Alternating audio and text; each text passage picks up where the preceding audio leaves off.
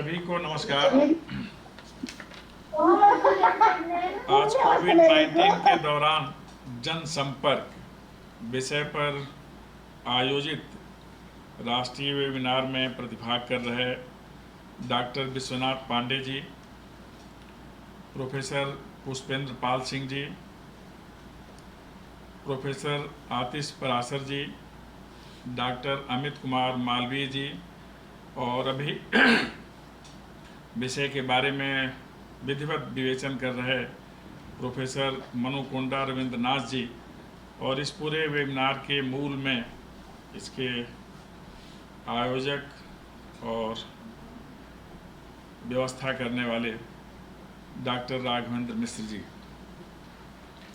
मुझे अत्यंत खुशी है कि आज जो वैश्विक आपदा का दौर है, इसमें जनसंपर्क की भूमिका के बारे में हम लोग सुनेंगे आप जैसे दक्ष लोगों से, जो व्यवहारिक दृष्टि से भी जनसंपर्क से जुड़े हैं और अकादमिक दृष्टि से भी जनसंपर्क से जुड़े हैं। जब भी कोई आपदा आती है तो उसका सीधा प्रभाव जनसंपर्क पर पहले पड़ता है। बहुत सारे संवाद अवरुद्ध हो जाते हैं।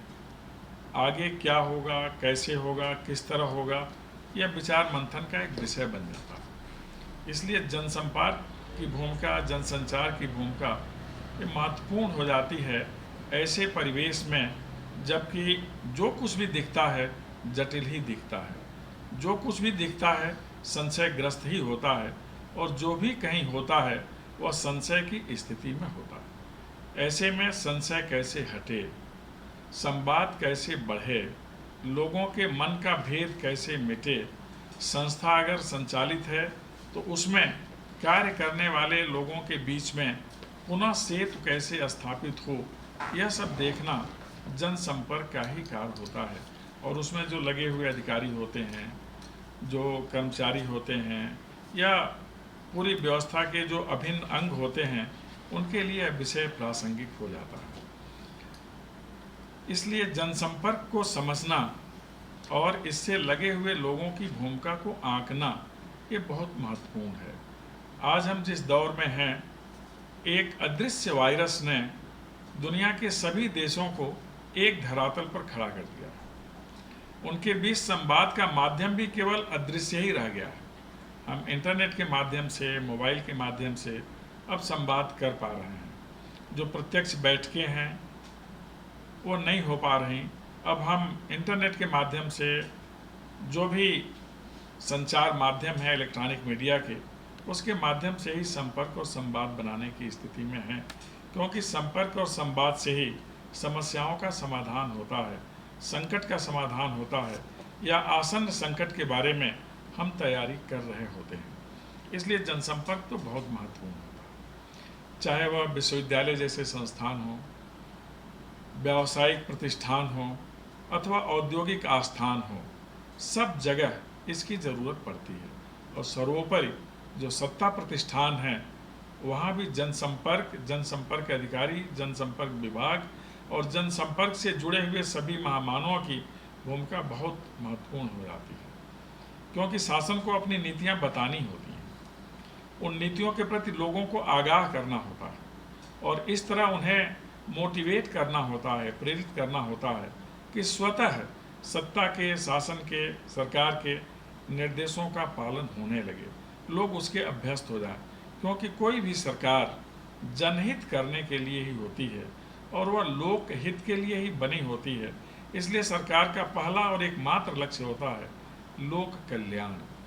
लोक कल्याण के लिए सरकार के निर्देश निर्गत होते हैं।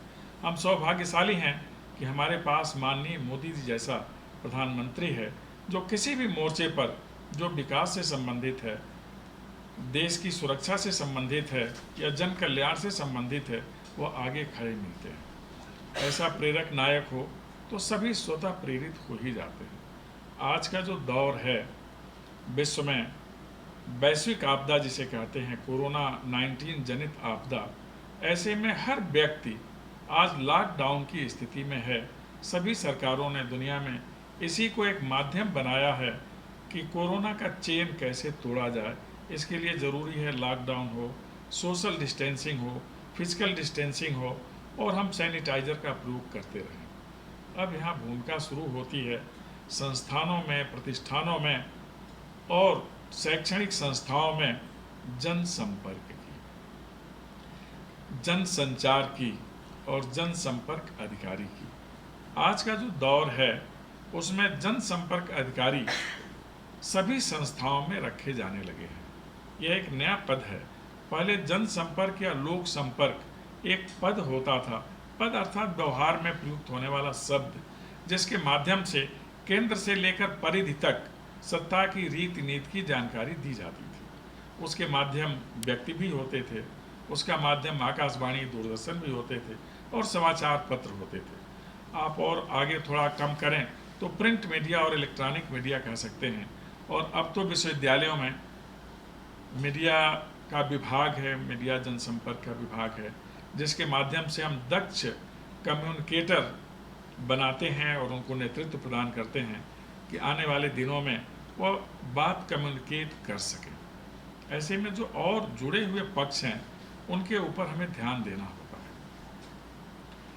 जो इलेक्ट्रॉनिक मीडिया है, इसके माध्यम से जब बात कही जाती है तो उसका तात्कालिक प्रभाव होता है, क्योंकि इसका स्वयं का जीवन बहुत नहीं होता। हम एक बार देखे फिर वह दृश्य ओझल हो जाता है।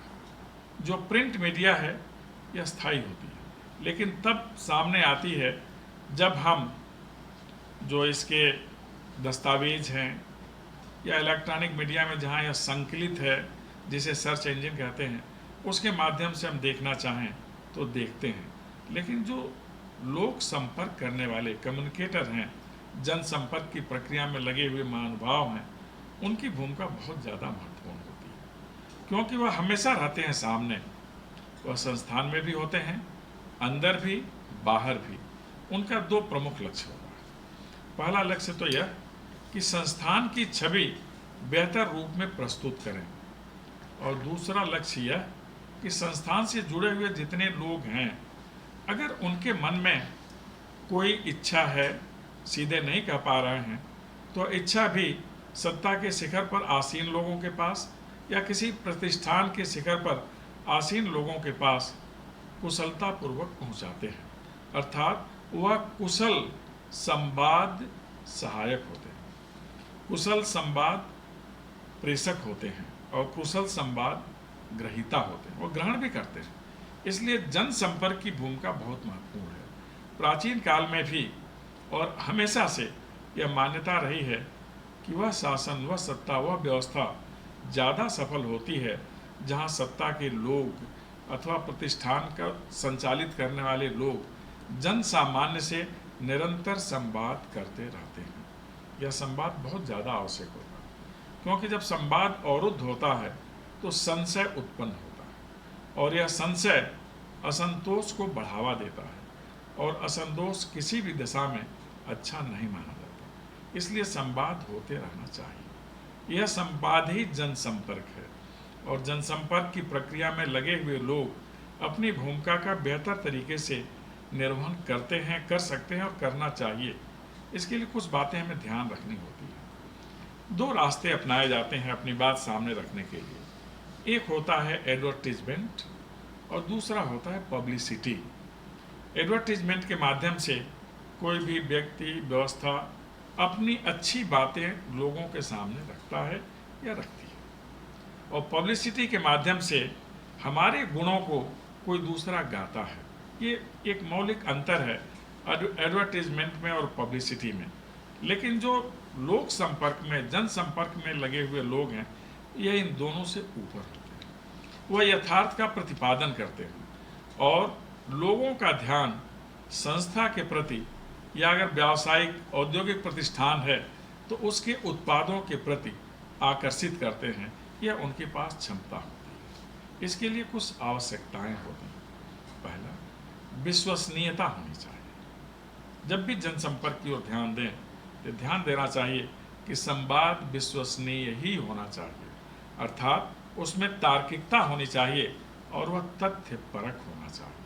अगर यह दोनों रहता है तो जनसंपर्क ज़्यादा हितकर माना जाता है। दूसरा, यह प्रभावी होना चाहिए, इफेक्टिव, कि जो बातें कही जाएं इसका प्रभाव जनमानस पर पड़े, संस्था का प्रभाव जनमानस पर पड़े, संस्था की रीति नीति का प्रभाव पड़े, संस्था के निर्देशों का प्रभाव पड़े, शिक्षक है तो उसके निर्देश उपदेश का प्रभाव पड़े, और अगर व्यापारिक प्रतिष्ठान है तो उसके वस्तुओं के बारे में, उत्पादों के बारे में, कार्य प्रणाली के बारे में जन सामान्य के ऊपर अच्छा प्रभाव पड़े, इसलिए प्रभावी होना चाहिए।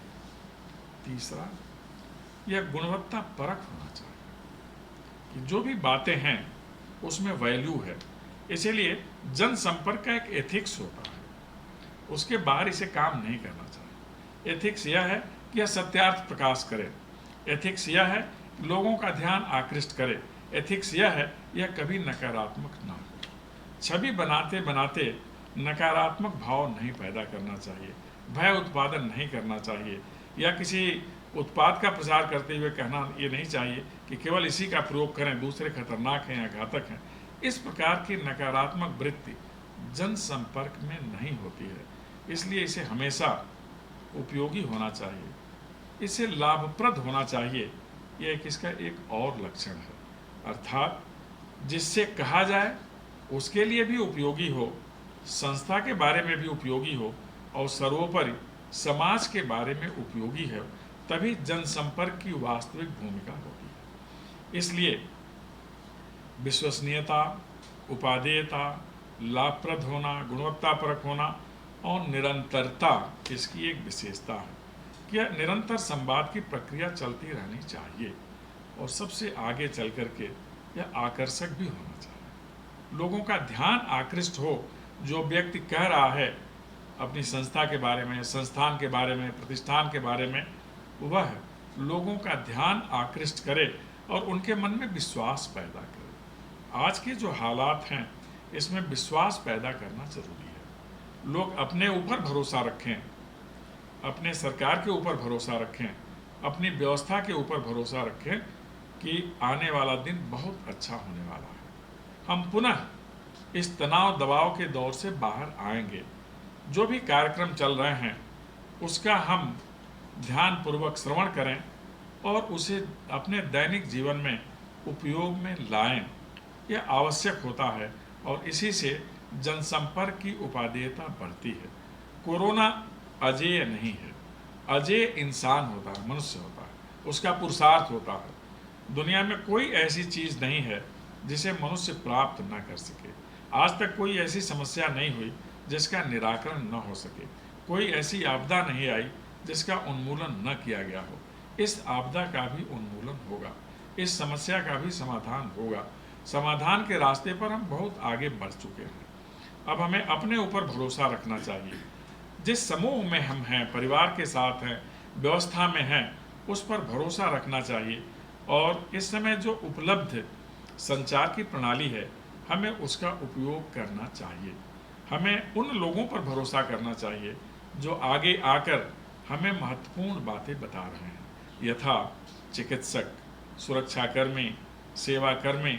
हमें इनके ऊपर भरोसा रखना चाहिए, इनका साथ देना चाहिए, इनका सहयोग करना चाहिए, और हर विभाग में जनसंपर्क की बहुत महत्वपूर्ण भूमिका होती है। जनसंपर्क से ही सब कुछ साधा जा सकता है। शिक्षा का उद्देश्य, विकास का उद्देश्य अथवा सुरक्षा का उद्देश्य, सब में जनसंपर्क की आज बहुत महत्वपूर्ण भूमिका है। मुझे अत्यंत खुशी है कि आप लोग एक महत्वपूर्ण विषय पर संवाद करने के लिए आज हमारे विश्वविद्यालय के वेबिनार से संबद्ध हैं, और आपके संवाद से, आपके उद्बोधन से इस समाज का हित होगा और बृहत्तर मानवता का हित होगा। यह संवाद, यह प्रक्रिया सफल हो, इसके लिए हमारी आप लोगों को शुभकामनाएं। आप सभी का भविष्य उज्जवल हो, आप सभी सुरक्षित रहें, स्वस्थ रहें और प्रसन्न रहें, इसके लिए हमारी अनंत शुभकामनाएं। एक बार पुनः आप सभी को बहुत बहुत धन्यवाद। नमस्कार।